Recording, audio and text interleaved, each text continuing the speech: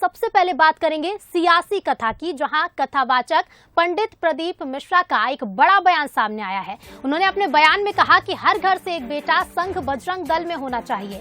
सनातन धर्म और राष्ट्र रक्षा के लिए जरूरी है। आज चारों तरफ सनातन धर्म को तोड़ने वाले लोग हैं। इसके साथ ही पंडित प्रदीप मिश्रा ने स्कूली शिक्षा पर भी सवाल उठाए हैं। तो कथावाचक पंडित प्रदीप मिश्रा ने एक बड़ा बयान दिया है और अपने बयान में कहा कि हर घर से एक बेटा संघ बजरंग दल में होना चाहिए। सनातन धर्म और राष्ट्र रक्षा के लिए ये जरूरी बताया है। सनातन धर्म की रक्षा के लिए और राष्ट्र की रक्षा के लिए प्रत्येक घर में से एक ना एक बेटा या तो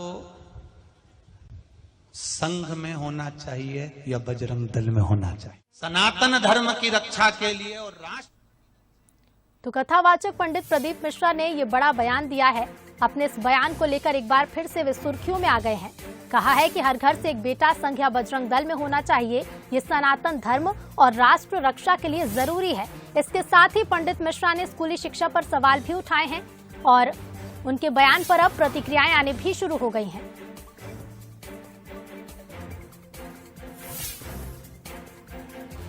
और इसी खबर पर हम और राजनीतिक प्रतिक्रिया भी लेते हैं। हमारे साथ बीजेपी प्रवक्ता दुर्गेश केशवानी जी जुड़ गए हैं। इसके साथ ही कांग्रेस प्रवक्ता अजीत सिंह भदौरिया जी जुड़ गए हैं। आप दोनों का ही स्वागत है बंसल न्यूज पर।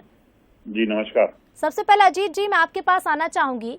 एक बयान को लेकर पंडित प्रदीप मिश्रा एक बार फिर से सुर्खियों में हैं। उनका कहना है कि हर घर से एक बेटा संघ बजरंग दल में होना चाहिए।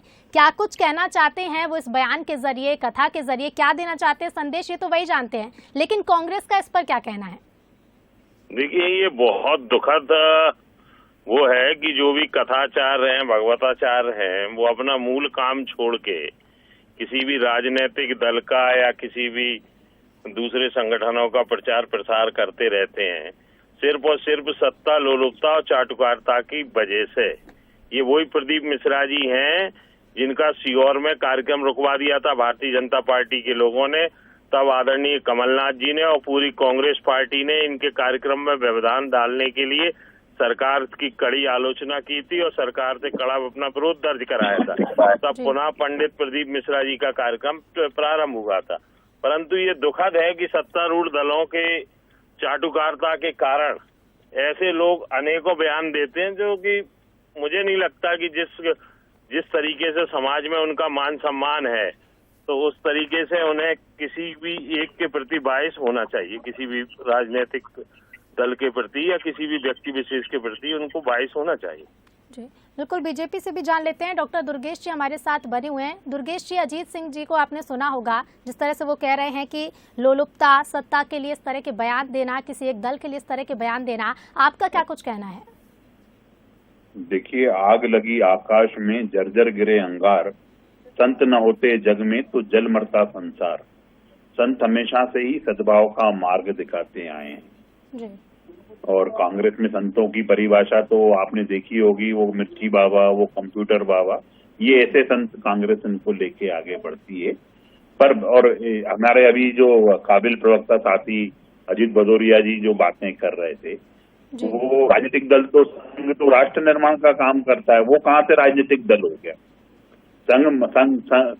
संघ को समझने के लिए आपको उसको जाना पड़ेगा, उसको जीना पड़ेगा। संघ मतलब सेवा है, संघ मतलब त्याग है, संघ मतलब समर्पण है। तो निश्चित रूप से जो देश हित के कार्यों में अगर आप कहीं पे कहीं देश में आपदा विपदा पीड़ा आती है, तो सबसे पहले अगर कोई खड़े होने वाला होता है तो वो स्वयंसेवक होता है।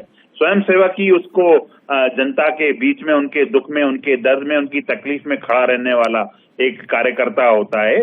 और एक स्वयंसेवक निश्चित रूप से वो जनता की दुख में, उनकी तकलीफ में खड़ा, अगर आप कहीं बाढ़ आएगी, अगर सेवा कार्य को अगर पहले कहीं करने वाला होगा तो वो स्वयंसेवक होगा। कहीं किसी को रक्त की जरूरत है, उनको परेशानी है, अगर कोई उस तकलीफ में उनके साथ खड़ा होने वाला होगा तो वो स्वयंसेवक होगा। तो स्वयंसेवक संघ को अगर आदरणीय प्रदीप मिश्रा जी ने अगर यह बात कही है, तो निश्चित रूप से इसको देख के कहिए कि संघ का, आरएसएस का और स्वयंसेवक जो होते हैं वो जीवन दूसरों के लिए, राष्ट्र निर्माण के लिए जीते हैं। और उसी तारतम्य में प्रदीप मिश्रा जी ने कहा होगा। और अभी हमारे कांग्रेस के प्रवक्ता साथी ये भी कह रहे थे कि उनकी कथा में और कांग्रेस सिर्फ मध्य प्रदेश में और देश में बेवकूफ बनाने आई है, ये सिर्फ जमा खर्ची करते हैं। अभी बड़ी आवाज में भदौरिया जी बात कर रहे थे। अरे भैया, आपके कहने पे कुछ भी नहीं होता है। अगर आपके कहने पे होता ना तो 15 महीने में मध्य प्रदेश में बहुत सारा परिवर्तन कर सकते थे आप। आपने कुछ नहीं अभी किया। प्रतिक्रिया ले लेते हैं दुर्गेश जी। जी सुना आपने दुर्गेश जी को, कह रहे हैं कि कांग्रेस में तो संत की परिभाषा ही अलग है, लेकिन पंडित प्रदीप मिश्रा जी ने यह भी कहा है, उनका कहना है शिक्षा को लेकर भी उन्होंने सवाल उठाए। कहा पहले गुरुकुल होते थे, आज स्कूल होते हैं। सबसे पहले उन्होंने गुरुकुल समाप्त किया और पता था कि गुरुकुल में पढ़ने वाला कभी नौकर नहीं होगा। देखिए, आज की तारीख में पंडित मिश्रा जी जिस भोग विलास से रह रहे हैं वो भोग विलास छोड़ दें, एसी छोड़ दें। पहले तो वातानुकूलित एसी सिस्टम होते नहीं थे, 1-1 करोड़ की गाड़ियां नहीं होती, वो छोड़ दें पहले महाराज जी। 2 लाख की घड़ी पहनते हैं, वो छोड़ दें। गुरुकुल सिस्टम में रह के आप स्वयं सोचिए कि वर्तमान परिवेश में जब ग्लोबलाइजेशन चल रहा है सब चीजों का, गुरुकुल सिस्टम में रह के कोई व्यक्ति आज कोई देश तरक्की कर पाएगा आज?